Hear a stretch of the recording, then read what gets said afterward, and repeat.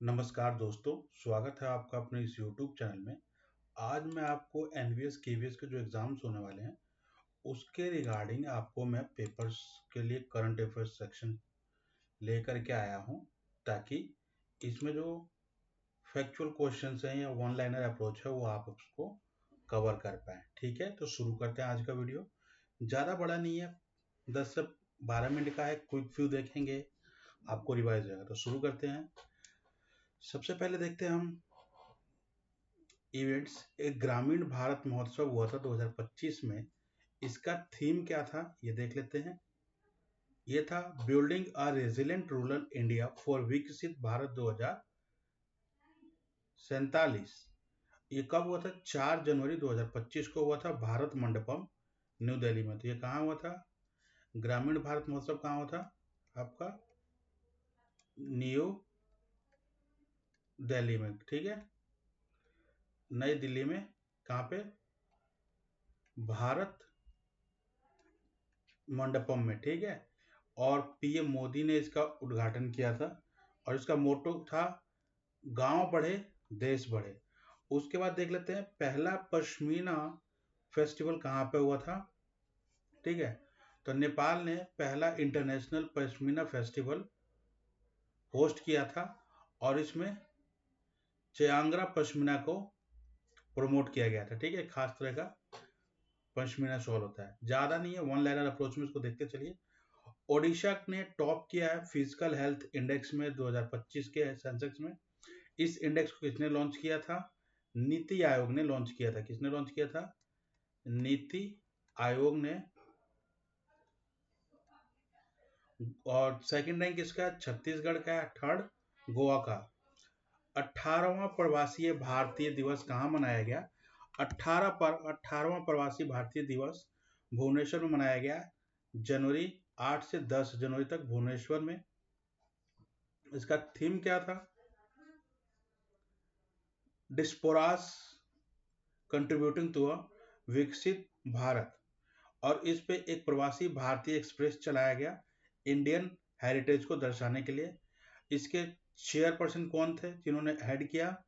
Cultural minister Gajendra Singh Shekhawat. इसमें 75 देशों ने, 75 कंट्रीज ने पार्टिसिपेट किया था। 75 कंट्रीज थी। ठीक है, और 6000 प्लस ग्लोबल लीडर्स थे अलग अलग कंट्रीज से। ठीक है, इंडिया ने सेकंड रैंक हासिल किया है क्यूएस फ्यूचर स्किल्स इंडेक्स में, जॉब मार्केट प्रिपेयर्डनेस में। ठीक है, फर्स्ट रैंक मिला है यूनाइटेड स्टेट्स ऑफ अमेरिका को। इसके की इंडिकेटर्स क्या थे? Skill fit, academic redness and future of the work and economic transformation. ठीक है, अभी जो 26 जनवरी का इवेंट हुआ था, जिसपे रिपब्लिक डे में बेस्ट मार्टिंग कंटीजेंट का अवार्ड किसको गया था? दिल्ली पुलिस को। बेस्ट टेबले उत्तर प्रदेश को, जिसमें महाकुंभ को दिखाया गया था। ठीक है, त्रिपुरा और आंध्र प्रदेश सेकंड और थर्ड रैंक पे थे। बेस्ट मार्टिंग कंटीजेंट सर्विसेज में जम्मू कश्मीर राइफल्स को। ठीक है, best tableau for public voting, tableau and public voting में किसको दिया गया था? स्वर्णिम भारत विरासत और विकास। ठीक है, इसके बाद देखते हैं हिम कवच क्या है। हिम कवच एक डीआरडीओ के द्वारा ऑल कोल्ड वेदर ड्रेस है, जिसे आर्मी के लिए स्पेशली डिजाइन किया गया है। ठीक है, हिम कवच जो ठंड में आपको बचाएगा, सैनिकों को हमारे।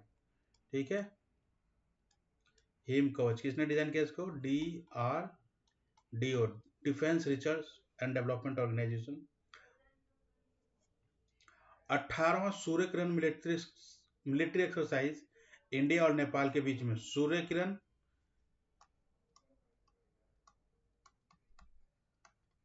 किरण भारत और नेपाल के बीच में हुआ। सलजहिंदी, ये नेपाल में एक जगह वहां पे हुआ था। और यहाँ पे जो हमारे आर्मी की तरफ से चीफ थे उपेंद्र द्विवेदी भी गए थे, और नेपाल आर्मी चीफ के अशोक राज सिटगल वो भी गए थे। ठीक है, उसके बाद वर्ल्ड वेटलैंड डे 2 फरवरी 2025 को मनाया गया। इसे Parvati Agra Ramsar sites Gonda UP में इनोग्रेट किया गया था। ठीक है। इंडिया में भी 94 प्लस 90 प्लस रामसर साइट्स हैं। इसका थीम क्या था? Protecting wetland for our common future. उसके बाद है माउंट टाराकी को न्यूजीलैंड में एक लीगली रिकॉग्नाइज्ड पर्सन का दर्जा दिया गया है। किसको? माउंट ताराकी। माउंट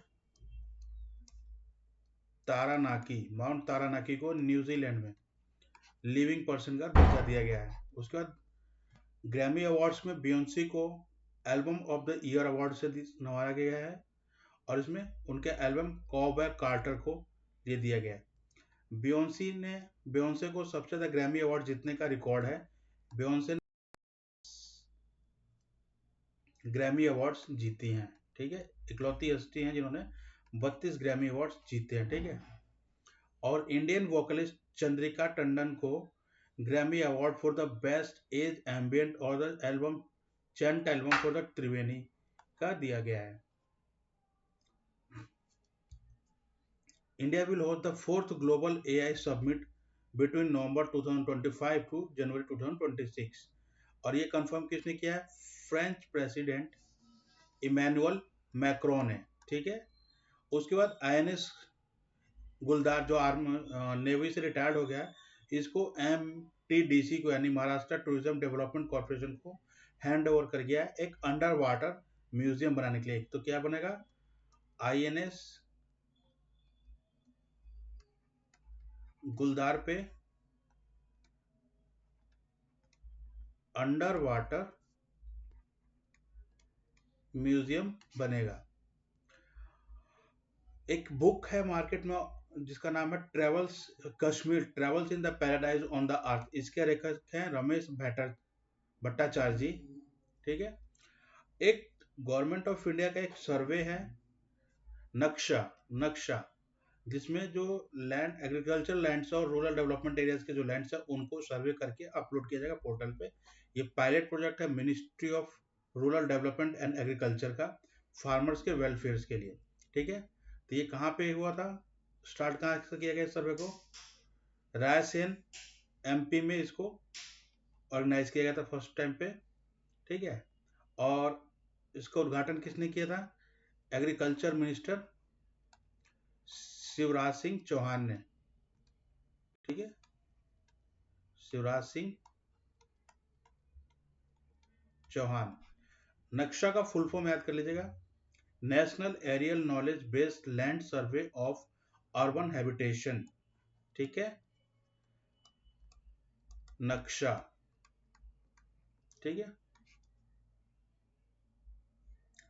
अब आ जाते हैं आईसीसी चैंपियंस ट्रॉफी पे।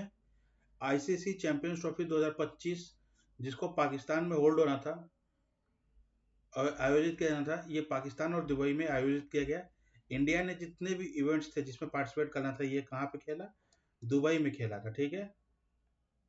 इंडिया ने दुबई में सारे इवेंट्स खेले थे और इसके 4 ब्रांड एम्बेसडर थे शिखर धवन, सरफराज अहमद, शेन वॉटसन और टिम साउथी। ठीक है। तो आज का वीडियो यहीं समाप्त करेंगे।